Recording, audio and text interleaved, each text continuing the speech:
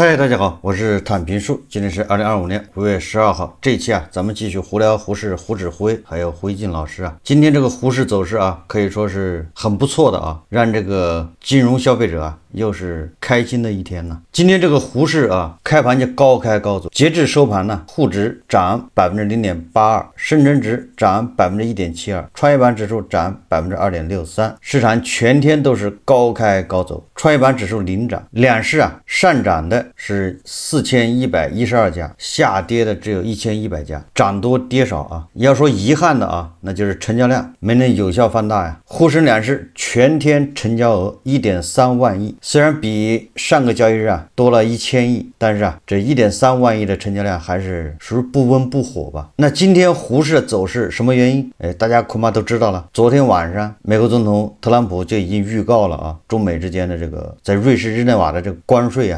这个谈判进展非常顺利。咱们上一个节目刚说完这个事情，我的印象里媒体说特朗普不是说中美双方晚上9点，也就是美国时间是上午9点吧，要共同发一个这个声明也就是中美日内瓦经贸会谈联合声明。怎么提前发了呢？而且他这个提前发也很有意思他是正好是咱们胡适收盘的发。这个联合声明一发之后这个咱们胡适收盘了，但是港股什么 A50都是直线拉升这个是一个实实在在的利好。但是这个显得给这个咱们胡适的小散有点不公平。胡适这个走势显然就是有很多先知先觉的人人家知道了这个联合声明人家知道了这个会谈的主要的这个达成的内容。但是毕竟你是下午15点以后这个公布的，也恐怕也有小散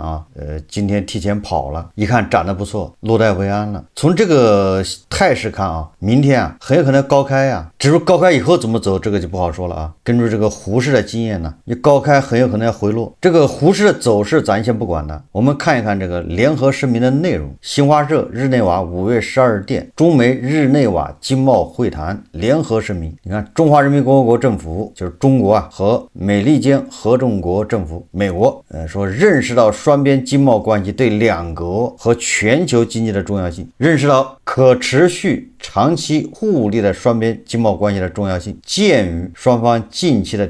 讨论，相信持续的协商有助于解决双方在经贸领域关切的问题。这个在合同里面叫鉴于条款就是前面双方达成了共识，认识到这个事情的重要性下面才是具体的措施。什么措施呢？就是5月14号之前采取美国呢说通俗点在90天里面把那个 34% 那个关税24去掉，只留 10%。当然它这个指的是对那些加征的商品那同样的还是对这些商品把那个24去掉，只有 10%。那个什么双方互相这个追加的那个都不算了后面还加 50%， 一直加到 145% 嘛，那都不算了。那中国呢同样的相应修改税委会公告2025年第4号规定的对美国商品加征，就是美国原产地是美国的商品加征这个从价关税其中 24% 的关税在初始的90天内暂停实施，同时保留对这些商品加征剩余 10% 的关税，采取必要措施暂停和取消自2025年4月2日起针对美国的非关税反制措施。非关税反制措施就是那个比如说那个稀土的禁运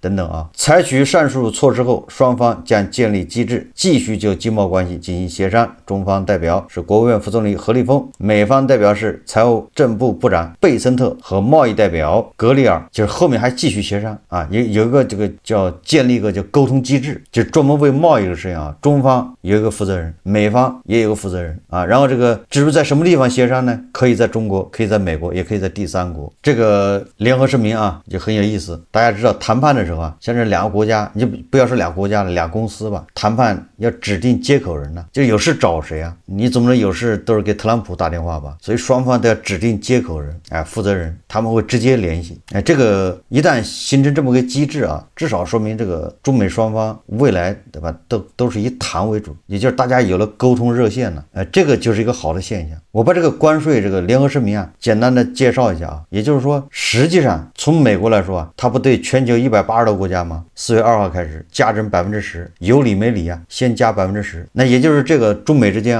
它这个 10% 留下了，大家都一样，一视同仁不过这个按照胡一金老师的解释对吧？胡一金老师不有个名言嘛，都发钱，那就相当于都没发嘛。所以把它用到这儿，就是全球都加10%的关税，那就相当于没加。对大国来说啊，觉得这个叫大国，主要讲的是叫一视同仁，要公平，你不能区别对待，对吧？你给别人加，给别人不加，给咱们加，或者给别人也加，给咱们加的多，那都不行。你要是全球都加，那咱也没什么好说的。这是第一个啊，10%这个大家还记得吧？就是昨天前天特朗普神神秘秘的说要跟一个伟大的国家啊达成第一个这个关税协定，后来发现是英国，对吧？我还以为他是跟印度达成了呢，原来他这个伟大的国家是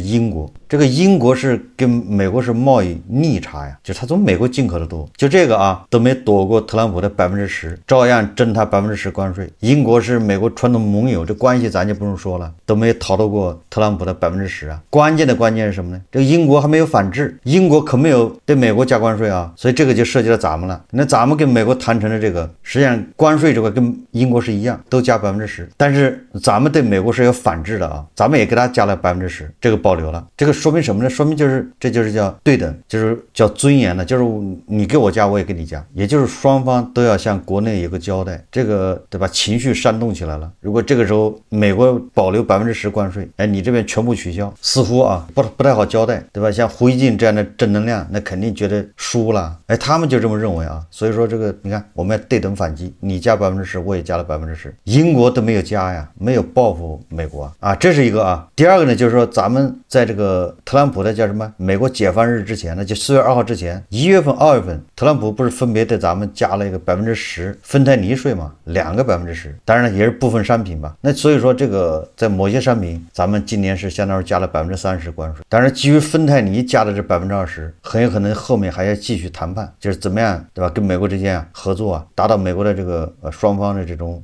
意愿，把这20%是不是要取消掉？我记得在前几天咱们节目说了啊，我认为中美之间只要谈，一定能谈得成。这贸易嘛，对吧？我在上个节目也说了，这个它跟领土不一样的，领土没法谈，对吧？给你1块我就少1块。贸易这玩意只要达成啊，双方觉得合适，那接下来就是干活啊，那一定是双赢，对吧？美国也受益，中国也受益，无非就是看谁受益多少，你只要受益就行。但是啊，我们也要看到啊，他这个就是3个月啊，这个考虑到特朗普的这个不太靠谱，对吧？一日三变，你也不知道3个月以后会是什么情况啊。但是反正现有这3个月，这个部分商品啊加了30%，大部分商品是10%。那这个我觉得啊，对我们外贸企业来说，那绝对是利好，是超预期。哎，10%那完全可以承担呢。也就是这个美国的进货商，你比如沃尔玛，这就类似这种啊，他们要加点钱。国内的这个外贸企业，国内的这些代工厂，对吧？恐怕他们要承担一些。一般的通常啊，都是各承担5%，那就看你这东西强势还是不强势，对吧？如果你这商品你很有竞争力，很强势，那你这个10%啊，恐怕都有那个美国的贸易商、渠道商他们承担。如果你这东西不强势，那恐怕你就承担的更多。美国人家贸易商人不承担啊，就这么简单。但是搞来搞去啊，总之大家还有的赚，哎，所以说让国内的啊这些外贸企业、这些工厂喘口气啊，这3个月啊加足马力生产。对这个美国来说，对特朗普来说呢，你现在看到啊，更像是好像这个贸易战烂尾了。他给中国只加10%，那接下来他跟欧盟啊、跟日本，你说他怎么谈？我估摸着也就是10%，跟英国是一样。完了，但是日本和欧盟人家啊，中国的标杆在这儿，对吧？就是中国给你达成这样的条件，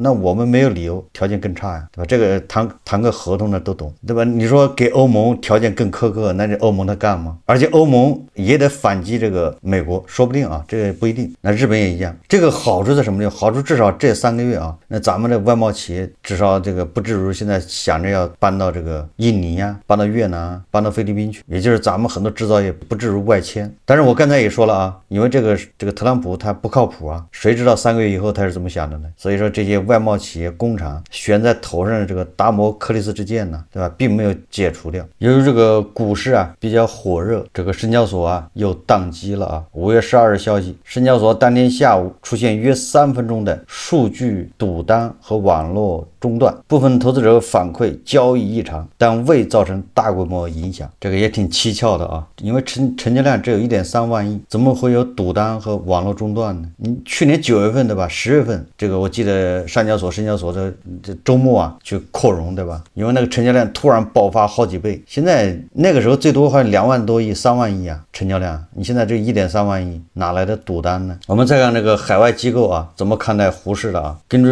新浪证券报道啊，说高盛啊超配中国 A 股防御性板块或成安全垫。摩根士丹利资本国际亚太指数已从年初暴跌中完全恢复，目前已接近年初至今的高点。5月10日，高盛在最新的策略研报中指出，上涨驱动因素包括有关贸易协议的消息增多，压力指标已从近期极端水平有所缓和，美元走软，投资走合，资金流动显示出试探性的重新承担风险的迹象。高盛维持偏向中国内地和防御性的配置立场，维持对中国倾向于 A 股他特别说的是 A 股，日本的超配，减持澳大利亚，对印度、韩国维持中性配置。相比大宗商品和全球周期性行业，更看好互联网和防御性板块。这个高盛是拼命唱多胡适啊。那国内的机构是怎么看呢？这个证券时报报道啊，4月受美国所谓对等关税影响，尽管 A 股不少个股明显回撤，但私募机构的调研热情依然不减，部分上市公司甚至获得了机构的扎堆调研。私募排排网数据显示，4月共有1189家私募证券管理人调研了639只个股，合计调研频次达7647次，较3月增长118%。其中电子和医药生物广受青睐。近日多家百亿私募还发布了最新月度观点，有私募旗帜鲜明指出，关税冲击最大的阶段已经过去，当前中国股市处在质变前夜。不过说实话到现在为止我没看出什么胡适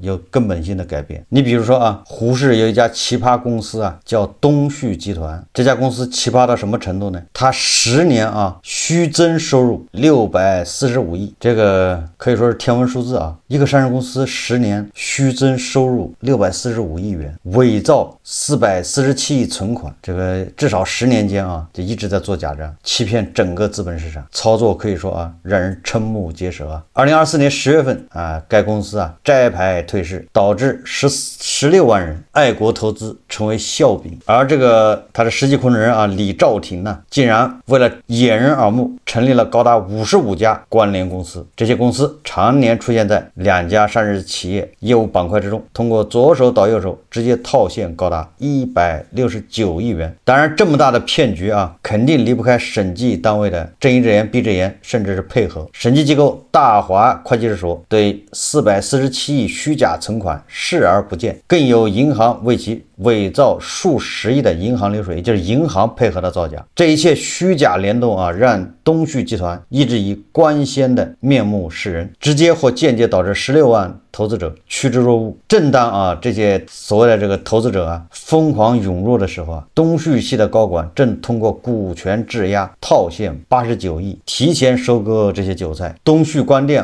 退市的那个时候股价只有3毛一股。有人算了一下这16万散户投资者人均亏损23万，也不多人均亏损23万了。最后呢，企业实际控制人李兆廷被罚款5.89亿，他的个人资产据说235亿，你罚了一个5.89亿，这不就相当于罚酒3杯吗？相当于鼓励43名责任主体被合计罚款17亿。李兆廷涉嫌犯罪被移送公安机关处理，19名主要责任人被采取5年以上至终身市场禁入措施。这个东旭关店反正股民应该都知道，这个在胡适绝对的是牛股概念众多你说什么概念恐怕都能扯得上。10年虚增收入645亿，这就是典型的就是财务造假。财务造假的目的就是要做高它的那个利润，它的利润一高了之后，它的股价就上去了，股价一上去，它就可以把股票押给银行。我举个简单例子如果你这个东旭关店你不做假账，你正常的做，那你可能是亏损，你的股价恐怕就是2块3块或者5块，这不要紧他通过这个造假账把它利润做得挺高，股价一下涨到20，它就值5块钱一股。如果这个时候大股东啊，这些其他的高管把自己手中股票押给银行，你5块钱，银行只能给你2块5一股啊，他贷款质押嘛。如果他通过做假账，股价做到20，他一股押给银行，银行给他10块，这什么概念？把手中股票押给银行，从银行一股拿10块，然后他把这钱转到国外去了，转走了，也不打算还了啊，对吧？你要我还，你把股票拿走啊。最终的结局是股票退市了，也不值钱，值3毛。你说这个银行的损失大不大？银行可是10块钱一股拿的，都是这么玩。那他怎么让他从5块涨到20呢？他就得讲故事，做假账。那个做假账，你说他不主要是做收入吗？做利润。你做利润，你就得做大收入。你把收入做大了，告诉你，你的相关的费用同比例的放大，你的成本也是同比例放大，对吧？比如说你虚增645亿的这个收入，那你这个增值税要交多少啊？这个可实打实交出去啊，那他就对他现金流有要求，对吧？然后其他的税呢，费都是根据你那个收入来交的。你把收入虚增10倍，那你的相应的税费也增加10倍。实际上你没挣这么多钱，对吧？没有这么多营业收入，但是你交了这么多税出去了，他还得伪造那个水电各种单据，那你总得解释一下。你说你对吧？这收入这么多，利润这么多，你赚了这么多钱，钱在哪儿呢？你报表上得体现我赚了，比如赚了10个亿，那10个亿钱在哪儿呢？所以他没有办法，他只好伪造银行存款10个亿，实际上他伪造存款是477亿。你说胆儿大不大吧？这中间一切都离不开审计机构的配合。审计机构在这里面只要一个环节，他认真一下，马上就露馅。比如说你这个说你在某某某银行有20亿存款，那这个审计机构去那个银行去询证，这个很容易露馅马上就查到了。所以呢，那审计机构为了配合他不露馅，因为审计机构知道你这玩意儿是假的，所以他就不去了。他发个函，书面询证，对吧？发函人不去，发个函什么的问我这个东旭光电是不是在你们这银行有20亿存款呢？截止到对吧某年某月某日，然后银行给他写个是的然后下面盖上公章给他寄过来。你这要人不去那这中间是不是就可以做手脚那个公章是不是银行盖的？都不一定有可能盖着萝卜章银行根本就没收到这个函，这函说不定发到那东旭光电的人的手上，人家刻个萝卜章一盖章再给他寄回来。这个事情咱们节目介绍过好多回也就是说我说的什么意思呢？就是说审计机构只要稍微认真一点，不至于连续造假10年都不知道。这个典型的就是配合也就是上市公司都是这样的公司，你说说。然后你老说这个胡适要走牛，他怎么走牛？东旭光电这样的企业还有多少？抓都抓不完呢，对吧？这些你不把它清理掉，你老想着走牛，你这样的上市公司充斥资本市场，如果你走得越牛，你最后制造的悲剧、制造的灾难就越大。不过现在确实新的村长这个严监管这块确实比以前要严了，但是是不是能解决问题这不一定严是严了。你比如说这个著名的普华永道它不是折在恒大上面了吗？这个普华永道它以前给这个叫上市公司叫汇成股份审计，结果这个汇成股份呢就存在叫虚假陈述行为，可以理解成做假账，他被这个中小投资者给告了。汇成股份5月7号公告说公司收到上海金融法院关于3名中小投资者诉讼的民事判决书，原告是3名自然人投资者，被告是汇成股份、普华永道等3名，请求判令3被告赔偿原告投资损失，共计人民币37万7千。原告根据证监会行政处罚决定书认为公司存在虚假陈述行为，主张被告也就是汇成股份和这个普华永道对原告损失承担赔偿责任。一审判决判令汇成股份承担2名投资者的部分赔偿责任，于判决生效之日起10日内赔偿投资者差额等损失26万零880元。被告普华永道中天会计师事务所对汇成股份的上述付款义务在3%范围内承担连带责任。也就是说这个汇成股份要给这个3个投资者要赔26万，那么这个普华永道要承担3%，根据他的责任呢，虚假陈述你作为会计师事务所你居然没发现，你也要承担责任。这个判决虽然说3%不多，但至少说明你这个会计师事务所你对你的审计报告你要负责任。还有刚才是会计师事务所，还有这个保贷机构构，就是券商呢。财联社报道啊，首例由保代向投资者承担民事赔偿责任判决生效，这就是蓝山科技案的2审判决。首例保代向投资者承担民事赔偿责任。记者从相关代理律师处获悉有关投资机构诉蓝山科技证券虚假陈述责任纠纷案件现已收到北京市高法送达的2审判决，维持原判。2024年6月，北京金融法院曾对蓝山科技证券虚假陈述责任纠纷案作出1审判决。华龙证券、中兴财光华什么某律所也就是券商、会计师事务所，还有律师事务所，还有开源资产评估，就是评估机构，分别对相应的虚假陈述行为承担40%、40%、20%和3%的连带责任。同时，华龙证券2名保代也需承担与华龙证券同等的40%连带责任。这个北京市高级法院已经判决维持原判。什么意思呢？也就是蓝山科技当时上市的时候造假了，造假就涉及到保代，就是券商、会计师事务所、律师事务所，还有评估机构，就你那个资产到底值多少钱，评估机构给你乱评，虚假陈述吗？这下好了不是什么只罚蓝山科技一家，你这个所有的券商、会计师事务所、律师事务所、评估机构统统的都要承担赔偿责任。为什么这个就非常有意义呢？大家可能不知道一般的上市公司它要到了这种虚假陈述欺诈上市、财务造假，往往的说明这个公司已经就是一个壳了，啥也没有。你把它告赢了，他也没钱给你，你就把它刮一刮都没有4两肉也就是说，对股民来说你就赢了官司输了钱，他没有财产给你执行，他就是个壳，说不定还欠员工工资呢。但是这些中介机构对吧，这些券商你还是有钱的，你这律师事务所你有钱的，会计师事务所你有钱的，评估机构你还是有钱的。所以说让他们承担连带责任，也就是让股民你的损失好歹有人出。这个判决就是让那些中介机构你就得老老实实了，你以后不能为点小恩小惠为你那点审计费、中介费，你就敢跟这个大股东沆瀣一气、做假账、欺诈上市，因为你要赔钱的。唯一的遗憾就是这2个案子赔得太少，最好能像美国安然公司那样的，直接让你倾家荡产，对吧？只要一个造假的，你相关机构都倾家荡产。你只要这样的保证这些中介机构不可能拿自己的饭碗，对吧，来开玩笑最后我们再看看这个胡锡进老师胡锡进老师这2天比较忙的就是印巴这个发生冲突，这胡锡进老师就像那个吃了蜂蜜一样，特别兴奋然后胡锡进老师呢，基本上就是采取了巴基斯坦方面的说法，对印度方面的说法呢，那就是不予理会。印巴双方都在声称自己击落了对方的战斗机，然后实际上其他的媒体呢也是云里雾里的，因为毕竟你不在现场，对吧？现场也不让人去，估计外媒很难到达现场，所以都是根据印度，要么根据巴基斯坦什么知情人士透露，或者是自媒体转述，所以这一手信息还在印度和巴基斯坦手上。胡锡进老师就是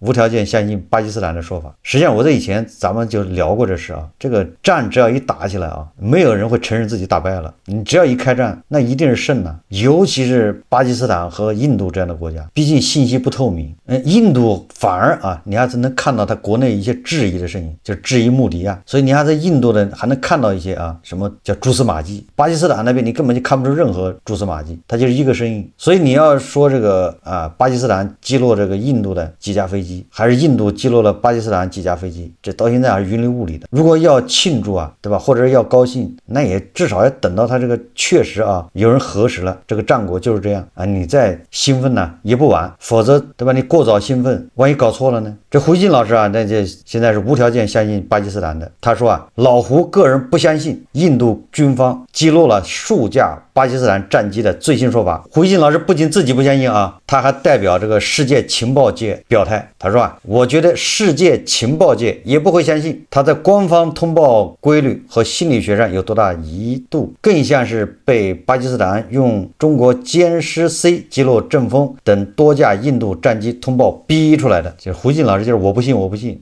就是巴基斯坦说的都是对的印度说的都是假的，我不信。这个胡锡进老师也是媒体人这中间猫腻他应该最清楚，因为他也是宣传口的，他自己都承认了印度和巴基斯坦都是宣传，不是客观报道。既然是宣传，那你听听就好了嘛，他就是宣传嘛，对吧？这胡锡进老师最能搞得清楚什么叫宣传，什么叫报道，他这个时候在和稀泥。不过这个印巴两国的股市那可真有意思5月12号孟买证券交易所股票盘中飙升7%，受利好消息刺激好像是不是巴基斯坦的飞机被打掉了？但这个时候按道理是巴基斯坦这边股市应该暴跌才对